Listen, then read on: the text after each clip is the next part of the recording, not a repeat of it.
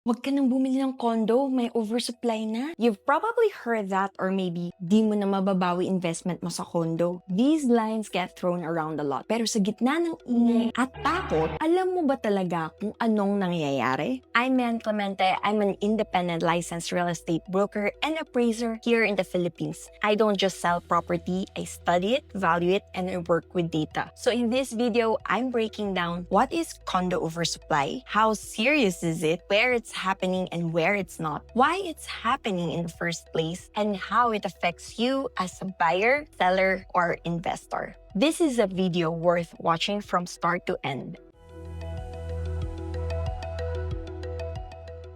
Condo oversupply happens when there are more condominium units available than people buying or renting them. Think of it this way. Imagine may isang product na nag-trending online, like a gadget or viral skincare item. Everyone wants one, so brands rush to make more. Suddenly, lahat ng seller binibenta na rin yon. But then, the hype dies down. People stop buying and those products naiiwan sa shelf o sa inventory, not because they're bad, pero dahil sobra-sobra na ang supply. That's what we're seeing. Too many condo units, not enough serious buyers or renters. How serious is the oversupply? Let's look at the numbers. According to Colliers Philippines, based on how fast units are being sold, the estimated absorption time is 98 months. Lichu Property Consultants is a bit more optimistic. They estimate around 38 months. Ibig sabihin, kung walang itatayong bagong condo buildings, aabuti ng 3 to 8 years bago mabenta lahat ng natitirang condominium units. And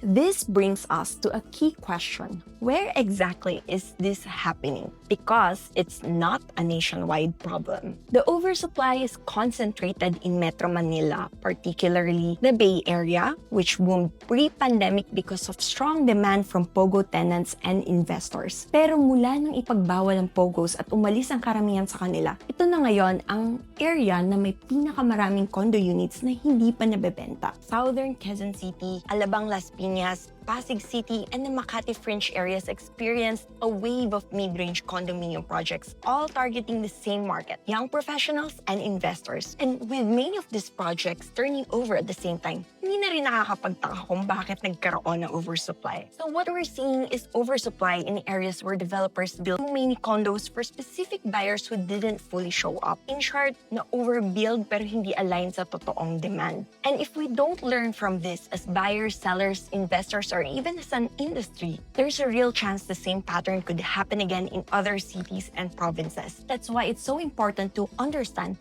how this all happened in the first place. A lot of this has to do with how the system is built. Hindi lang ito tungkol sa oversupply or developers building too much. It's deeper than that. May mga gaps sa mismong foundation ng real estate ecosystem natin. Mga bagay na matagal nang kulang o outdated at hanggang ngayon hindi pa na-address. That's why, in the next few minutes, let's break down the 4 biggest systemic issues that explain why the condo market in Metro Manila ended up like this. Kung titignan mo, lahat ng sasabihin ko ay interconnected. Number 1, no national livability standards. Wala tayong batas na nagsasabi kung ano ba talaga ang livable pagdating sa condo. Yes, we have laws, but none of them define what a dignified long-term home should look and feel like, especially in high-rise communities. What we currently rely on, Republic Act No. 4726, the Condominium Act of 1966. Wala itong binabanggit tungkol sa minimum na sukat ng unit, tamang layout,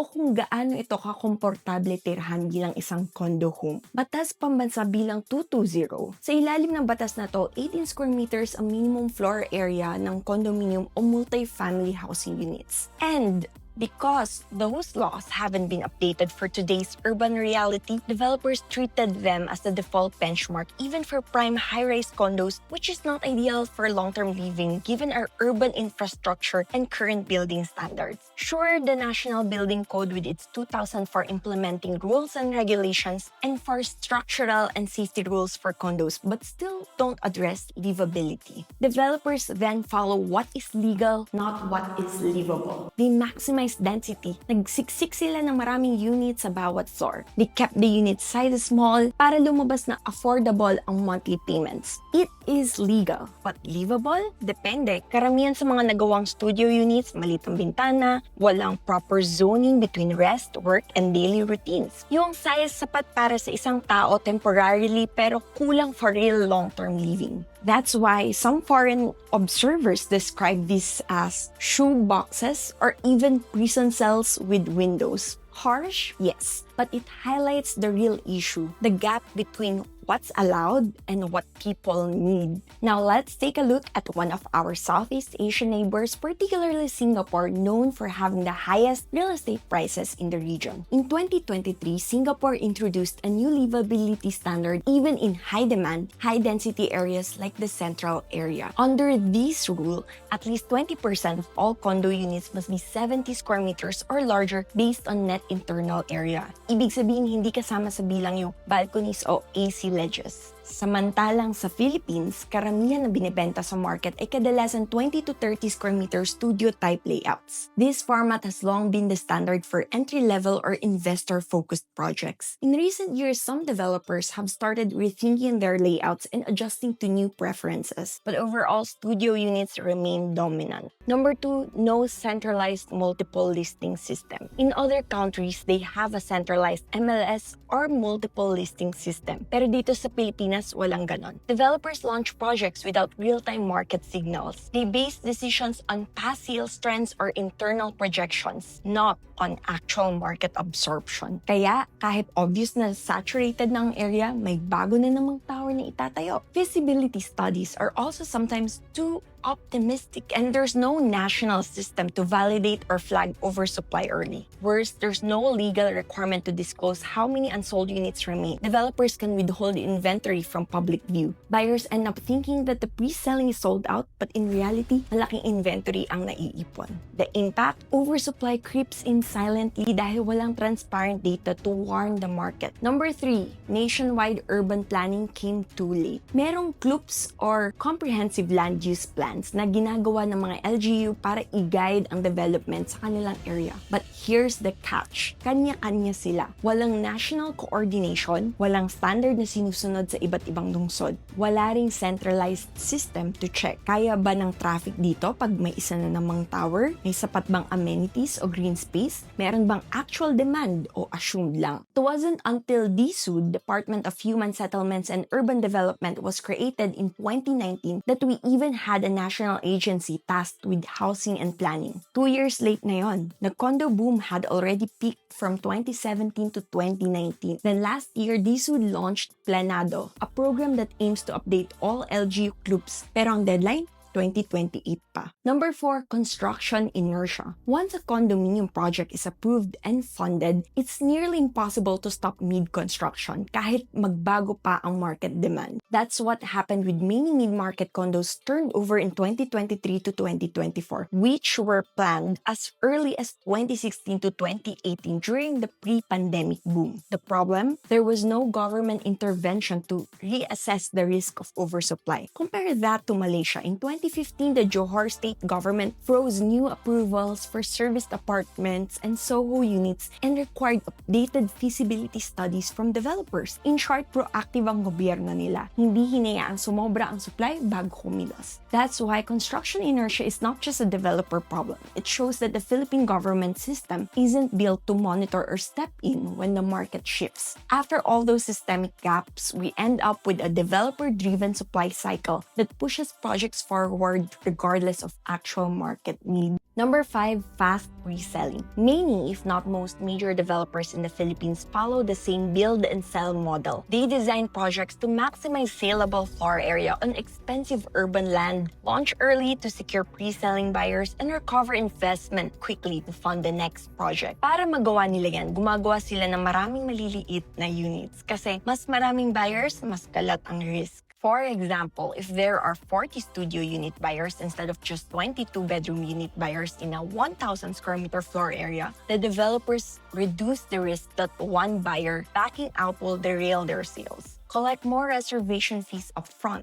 hit the loan takeout quotas with the bank faster, prove market demand earlier. The problem is many of the studio units have awkward cramped layouts. To make up for these tiny private spaces, developers push the idea of amenity offsetting. Maliit man ang unit mo pero may pool, gym at ibang amenities ka naman. Minsan pa may mini mall sa baba. But the bigger problem is that these projects keep getting launched to meet developer profit goals, not because there is real sustainable demand for so many small units. Number 6, fast sale targets. Some sales agents and even referral partners recruited under the developers network promote condos with a rent-to-own style pitch. Pero hindi talaga ito totoong rent-to-own. Buyers are paying monthly, like rent, just to cover the down payment, but they still don't own the unit until the bank loan is taken out at turnover. On the surface, mukhang kaya. A studio at 15,000 pesos per month feels way more reachable than a 2-bedroom at 50,000 pesos per month. Pero behind that affordability, buyers who go for a studio pay a higher per square meter cost for a unit that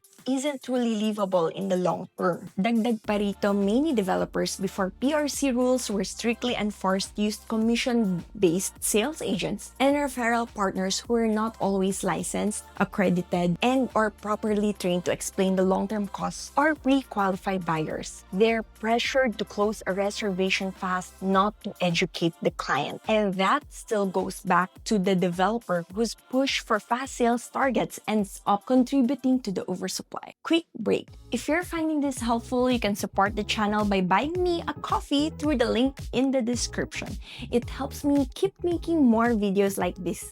Thank you! May isa pang malaking dahilan kung bakit ang daming condo units na hindi tumutugma sa totoong pangangailangan. Artificial demand. Let's break down why this demand was never sustainable in the first place. Number 7. POGO-Fueled demand and rental inflation. Alam na natin na naging big deal ang POGOs, but you might not realize how exactly their demand fueled Metro Manila's condo oversupply. Their demand brought easy profit to investors and landlords. Ano ba naman? Premium rates. They pay more than local families can afford. If the market rental rate for a 1-bedroom condo is 30,000 pesos per month, POGOs were willing to pay 60,000 pesos per month. Upfront cash payment. Then while a local renter would pay 1 month's advance and 2 months deposit, POGOs typically paid a 1-year advance or full term upfront. Bulk leasing. Some POGOs leased multiple condo units in bulk or even entire floors with minimal requirements. These attracted investors to buy more units, hoping to rent them out to POGOs or flip to the next buyer at a premium. Some POGO workers even bought condos themselves, then flipped them. Since the take-up was so strong, developers kept building convinced those high demand would stay long. When POGOs left, all those studios and 1-bedroom units lost their anchor market almost overnight. Local families usually look for bigger, more flexible spaces, pero wala masyadong ganon na itayo na abot kaya. Yung mga naiwan na small condos, hindi practical para sa kanila. On top of that, mid-market prices are still too high for the average Filipino budget, kaya hirap pa rin ma-absorb ng market hanggang ngayon. Another driver of oversupply came from OFWs and speculative investors. Many mid-market buyers, lalo ng mga OFWs, treated condos as fast investments, not homes.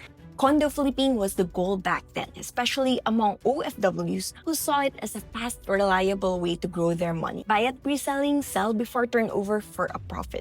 Some buyers didn't do their market research, financial analysis, or have access to professional guidance. Marami ang umasa sa kwento ng kaibigan o ahente instead of doing their own due diligence, kaya naging speculative yung pagbili. And because so many owners tried to sell or rent out the same type of unit at the same time, ending oversupply. On top of that, many speculated without being fully financially prepared, so they couldn't access or sustain financing. Hindi rin kasi ganun kadali para sa karamihan na ma-approve ang loan application o makapagbayad buwan-buwan, especially with higher interest rates and tighter bank requirements. Which brings us to another big factor behind the oversupply problem. Number 9, high interest rates and loan defaults. After the pandemic, home loan interest rates went way up. Before 2020, you could get a housing loan for around 5%. Pero by 2023 to 2025, banks were offering 6% to 7.5% after the BSP raised policy rates to a peak of 6.5% in late 2023 to fight inflation. That meant stricter bank approvals for new applicants. Importante ang bank financing kasi karamihan, yun lang talaga ang choice ng buyer. Pag-ibig funding is not typically accepted by many mid-market developers. On the other hand, in-house financing also isn't really an option kasi ang typical rates doon umaabot ng 12% or higher per annum with only 5 to 10-year amortization terms, which is just too heavy for most buyers. Imagine this. A buyer reserves a condo worth 3 million pesos. Before the pandemic, at a 5% interest rate, the bank could approve it because the monthly amortization was around 20,000 pesos. But after 2023, when home loan rates climbed up to 7%, that monthly shot up to about 23,000 pesos. Ang problema, hindi na sapat ang income ng buyer para mag-qualify sa mas mataas na monthly. Kaya hindi sila nakakuha ng bank approval for the final loan takeout at turnover o kung ituloy man nila, kulang ang parenta para makover ang monthly amortization. Yung mga hindi na ibenta ang reservation rights nila o hindi na pasalo ang condo, hindi na naituloy ang bayad. Kaya balik sa inventory ang condo unit. Ganito nadadagdagan ang oversupply units that were reserved on paper but never truly absorbed by the market because buyers couldn't sustain the financing pagdating ng turnover. And speaking of kayang bayaran, there's an even bigger problem behind all this. Number 10, income price mismatch. Condo prices have been rising steadily for the past decade pero hindi sumabay ang sahod ng karamihan sa atin. Kahit may trabaho ka, the average monthly income of many Filipinos just isn't enough to qualify for a bank loan or to sustain the monthly amortization plus turnover fees long term. According to PSA, the average Filipino family income is about 25,000 to 30,000 pesos per month. Pero kahit ang pinaka-basic na studio unit sa Metro Manila at 3 million pesos would mean monthly payments of 20,000 to 23,000 pesos. Nearly all of a family's take-home pay mauubos sa condo loan pa lang. Wala pang pagkain, utilities, pamasahe at iba pang gastos. And even if two incomes or sometimes up to 4 earners in a household are combined, the average 18 to 24 square meter studio or one-bedroom unit is simply too small for the typical Filipino family of 4 to 5 members. Kaya kahit gustong-gusto ng marami na mag-condo, it just doesn't make sense for long-term living. Mas pinipili nila yung bahay sa labas ng Metro Manila kahit na umaabot pa ng 4 hours per day ang nasasayang sa commute. Samantalang, yung mga nakaka-afford naman at okay lang sa kanila ang limited space, sila ang hindi maka-avail ng financing. Number 11, limited financing access for freelancers and informal workers. For example, the millennials and Gen Z who work in the freelance or gig economy. Marami sa kanila ay single or have smaller households, kaya condo living could actually make sense for them. Kaso, kahit kumikita sila ng 2 to 4 times more than a regular employee, banks still see freelancers as higher risk dahil wala silang predictable monthly income. On top of that, many freelancers don't have formal pay slips or fully declared ITRs kaya mahirap i-prove ang capacity to pay. That means even those with the means can't help absorb the oversupply of mid-market condos. Pero kahit pa ma-absorb somehow, there's still another big challenge. What happens if owners need to resell or rent out those units? Dito papasok yung isa pang systemic issue. The Philippines still has a weak resale, rental, and exit infrastructure which makes it even harder for condo owners to recover their investment or manage vacancies. Number 12, lack of rental ecosystem support. In the Philippines, rental income is taxed as ordinary income under the National Internal Revenue Code Section 24A1 with no special incentives to encourage landlords to keep units rented out on long-term leases. Kaya maraming condo owners, instead of going for long-term tenants, pinipili na lang ang short-term platforms like Airbnb which promise higher daily rates even if riskier and less stable. Compare that to our Southeast Asian neighbors. Thailand allows landlords to deduct actual property expenses, repairs, management fees, insurance from gross rental income, supporting long-term leasing. Meanwhile, Malaysia allows landlords to claim up to 10% of renovation or refurbishment costs as a tax deduction, encouraging them to maintain long-term rental units. Plus, property management in the Philippines is still fragmented and inconsistent, which makes it hard for investors based abroad like OFWs to confidently manage long-term tenants. Number 13, lack of exit options for owners. When condo owners decide they want to sell dahil sa hirap magparenta o gusto na nilang mag-cash out, there's another big roadblock: weak exit infrastructure. Ibig sabihin, there aren't enough systems or market players to help them resell easily or get out of the investment. Unlike mature markets, the Philippines has no institutional bulk buyers or REIT buyback programs for second-hand residential condos. Philippine REITs like Arit or Double Dragon focuses on offices, not mid-market residential buyouts. Few cash buyers are willing to take over pre-selling loans since most resale buyers still rely on bank financing, which has strict approvals. As a result, listings for resale condos, especially studios and one-bedrooms in oversupplied districts, can stay on the market for 6 to 18 months or even longer. When owners stop, that traps even more inventory in the market, making the oversupply problem worse. Pero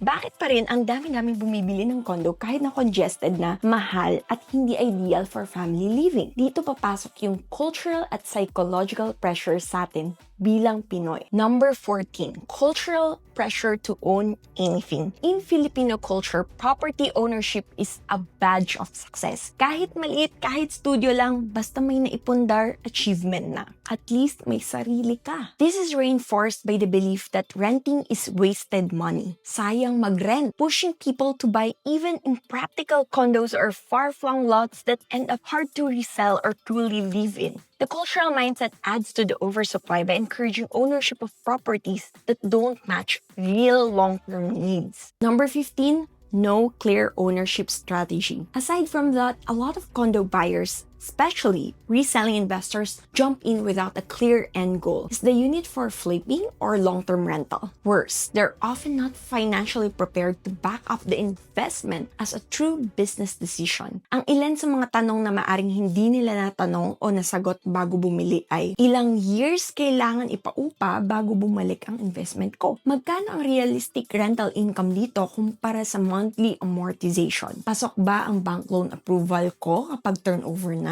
May future infrastructure ba sa area o baka ma-stuck ang presyo? Ano ang exit strategy ko kapag hindi mag-workout ang plano? May emergency fund ba ako kung nawala ng tenant o hindi agad mabenta? Dahil walang klarong plano at kulang sa financial readiness, maraming owners ang hindi tinutuloy ang pagbili na lalo pang nagpabigat sa oversupply problem. Those are all the key drivers behind the condo oversupply. I made it as comprehensive as possible so you can truly understand the bigger picture. Now, let's break down what this means for you as a home buyer, investor, seller, or landlord, especially with the real estate cycle in mind. Real estate moves in cycles: expansion, oversupply, correction, recovery. What we're seeing now is a correction phase after years of aggressive expansion and speculative buying. That means there are opportunities if you know how to navigate the cycle. For home buyers, reselling can still be a good option since ang end goal mo naman ay titirhan mo talaga yung unit. That way, you can choose the best unit type, orientation, floor, view, and layout that all fit your lifestyle. Aside from that, a condo still really makes sense if you want to live closer to work, schools, hospitals, and commercial hubs instead of wasting hours commuting from far suburbs. Given today's oversupply, you can take advantage of developer promos or explore foreclosed ready for occupancy units. For investors, you have to be even more strategic. Ano ba talagang goal mo? Flipping for profit or long-term rental? Remember, not all condos are alike. Study the project carefully before you commit. Check the location, accessibility to infrastructure, and whether the unit's layout fits your target market. Think ahead. Is your unit going to stay competitive in the next cycle of recovery? During corrections, banks can be stricter, so plan for that. Home buyers and investors, never forget, it all comes down to your financials. Kaya mo ba talagang i-sustain ang loan payments pagdating ng turnover? For sellers, expect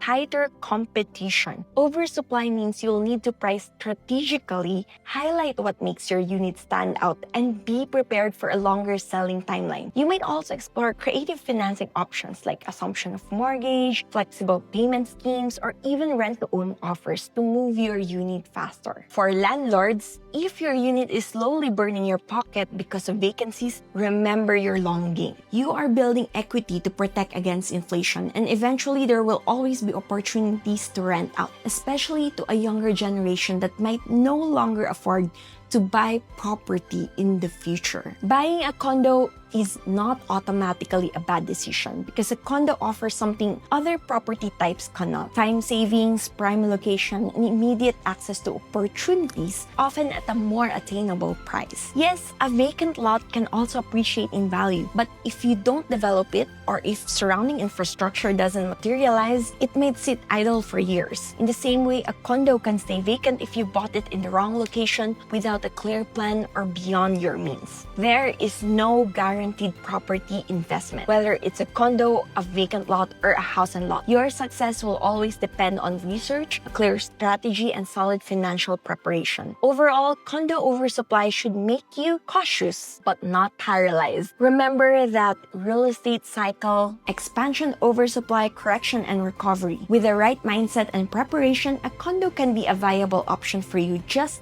as it continues to be for others who plan wisely. I hope you learned a lot from this video.